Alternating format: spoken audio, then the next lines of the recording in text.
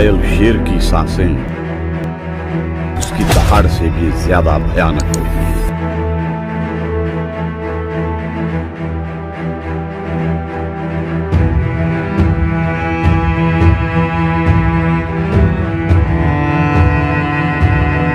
जो नाकामयाबी को गले लगाना नहीं जानता वो कभी तरक्की नहीं पाता।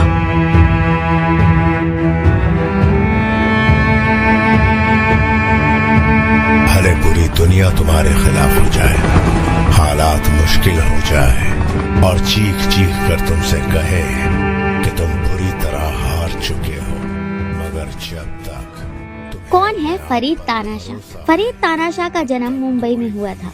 जब वो बड़ा हुआ तो वो क्राइम के रास्ते पर निकल पड़ा। 1980 के दशक का आखिरी साल, जब मुंबई में अंडरवर्ल्ड पूरी तरह से फेल हो चुका था और फरीद भी इसी का हिस्सा था।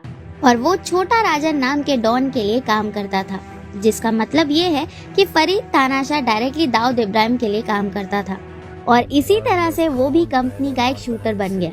1993 के मुंबई ब्लास्ट के बाद मुंबई अंडरवर्ल्ड में दरार आ जाती है और इसके हिस्से हो जाते हैं। जो फरीद छोटा राजन के लिए काम करता था वो अब उससे अलग हो चुका था, लेकिन इसके बावजूद उन दोनों के बीच एक रिश्ता कायम था। इसके साथ ही फरीद ने मुंबई शहर छोड़कर दिल्ली में अपना बसेरा जमा लिया।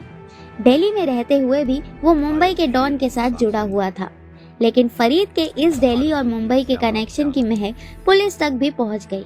दिल्ली पुलिस 24/7 फरीद पर नजर रखे हुए थी, जिसकी वजह से वो मुंबई भी नहीं जा सकता था, क्योंकि उसे पता था कि उसकी जान को खतरा है। फरीद को ये खतरा भारत नेपाली और विजय शेट्टी से था, जबकि पहले फरीद, भारत और विजय तीनों ही छोटा राजन के लिए काम करते थे। अब फरीद अपना दिमाग लगाता है और वो सोचता है कि अब उसकी सेफ्टी पुलिस के साथ मिलने में ही है। फरीद पुलिस का खबरी बन जाता है और रॉ के साथ काम करने लगता है। कुछ दिन बाद रॉ को एक लीड मिलती है कि पाकिस्तान में कराची में दाऊद इब्राहिम छुपा हुआ है। तब रॉ ने डिसाइड किया कि वो फरीद को वहां भेजेंगे और फरीद ने इस टास्क के लिए हामी भी भर दी। फरीद वहां दाऊद के अड्डे पर जाता है, लेकिन वहां छोटा शकील उसे देख लेता है।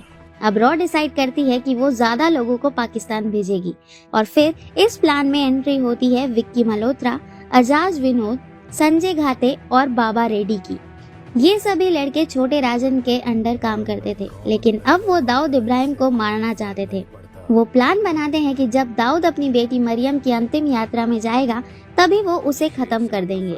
इस टीम को कराची भेजा गया, लेकिन वहाँ ना ही दाऊद मिला और ना ही छोटा शकील। जैसे ही ये टीम अपने रूम पर पहुंचती है, उन्हें छोटा राजन का कॉल आता है। छोटा राजन फरीद से कहता है कि वो सभी को लेकर जल्दी से जल्दी वहाँ से निकले, क्योंकि दाऊद को सब कुछ पता चल गया है। जिसके बाद फरीद सबको लेकर दिल्ली आ जाता है। और अब आता है 2005।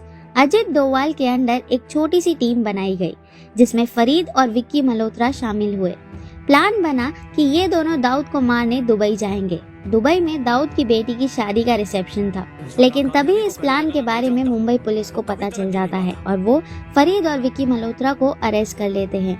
फरीद तानाशाह की सुपारी दी जा चुकी थी और उसे मारने की प्लानिंग बनाने वाले थे भारत नेपाली और विजय शेट्टी। 2010 में वो मुंबई के तिलक नगर में फरीद को उसी के घर में मार डालता है और मौके पर ही फरीद की मौत हो जाती है।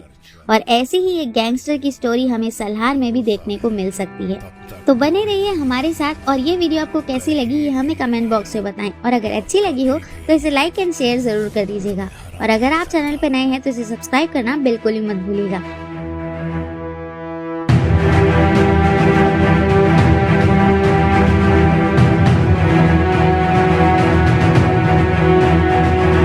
लड़ाई में कौन पहले मारता है इससे कोई फर्क नहीं पड़ता।